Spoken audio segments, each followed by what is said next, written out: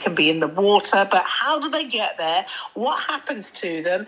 And the fact that they are now in the land, we need to find out more about. So let's go and have a chat to Dr. Charlotte Chivers, who joins me this morning.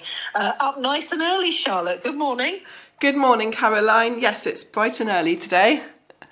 Yeah, we got you up nice and early for this one this morning, didn't we? No lie-ins for you today then, Charlotte.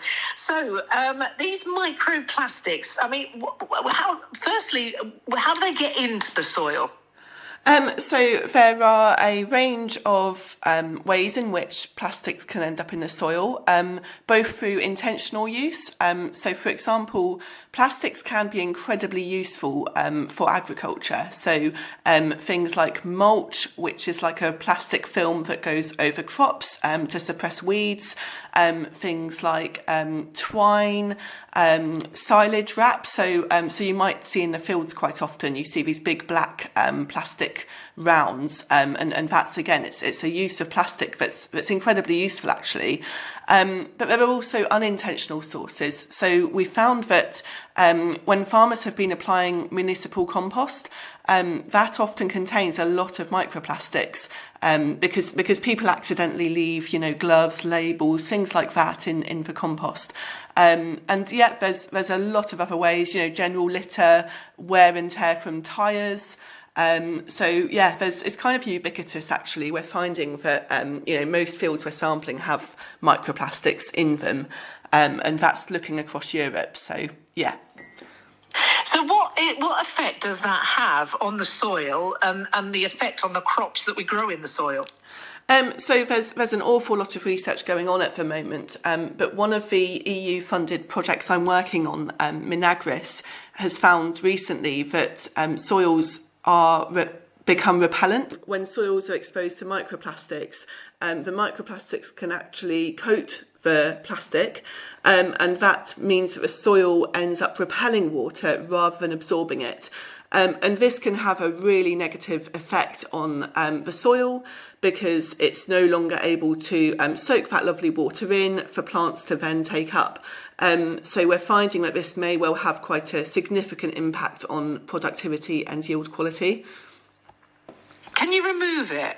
Can you get it out? Is there a way of removing it, or do we have to lessen what we put there? Yeah, so I mean, with macroplastics, which are the big chunks of plastics that you might be able to see in the field, yes, it's very time consuming, and I think farmers do their best. However, with microplastics, they are generally invisible to the human eye. And then you also have nanoplastics, which are even smaller yet. And there is no known way at the moment of removing those. So, once they're in the soil, that's kind of it. And they can end up becoming transported into, water nearby. It's a difficult one. And I think actually looking at ways of preventing it from ending up on the land in the first place, including looking at potential alternatives to traditional plastics. So you get starch-based options. The problem is that a lot of those are quite expensive still, and when we've spoken to farmers, they say they sometimes do degrade before they've served their purpose. So they start breaking down before they've protected the crop from weeds.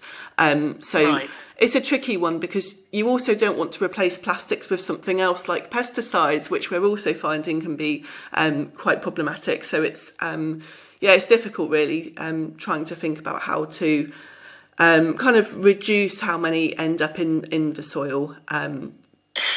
So presumably, if you test the soil, you can glean how much is there. So is there what's sort of like known as a safe amount to a dangerous amount? Are there amounts that you get alarmed by? So that's something that the MINAGRIS project is looking into.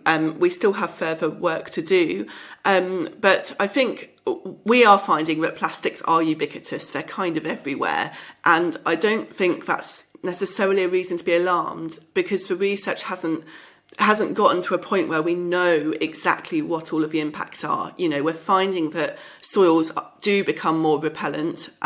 However, you know, there are other reasons why soil becomes repellent, such as if you've been, you know, ploughing the land a lot, the soil becomes compacted, and that can also affect infiltration and how well water can soak into the soil. So I think at the moment, further research is needed on that. But yeah, and I don't think, I mean, with things like pesticides, you do have sort of acceptable daily sort of exposure rates that are seen as acceptable and safe. Whereas I think with plastic, we haven't quite got there yet. So yeah, I think at the moment it's almost like an early stage of just exploring what it means to have these microplastics in our soils. Well, I'm sure that that journey will be ongoing as we discover more. Charlotte, thank you very much for getting up so early on a Sunday morning to come and talk to me. That's Dr. Charlotte Chivers there. It is the Sunday morning breakfast show, 14 minutes after 7 o'clock now. We are...